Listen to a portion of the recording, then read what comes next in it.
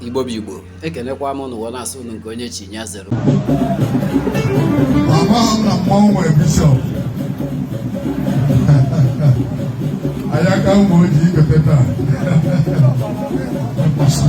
onwe ihe mmerụ ọ na ha agọzi gị yes bishọp onye abalị gị bishọp Egbo parish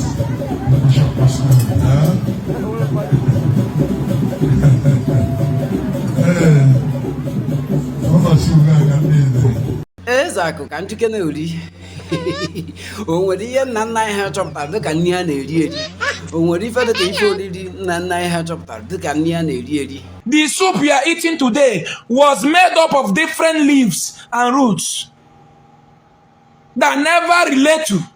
Like the ofe onugbu we are eating today, the bitter leaf today an Igbo man are eating. We have what we call the cocoyam. Nothing concern cocoyam and olubu. They never relate together. They never relate. Bitter leaf and cocoyam never relate. But our ancestors used their science wisdom and pick cocoyam, ground it. They go and pick onubu, join it together. It's match. Is that not science? Which one have you done?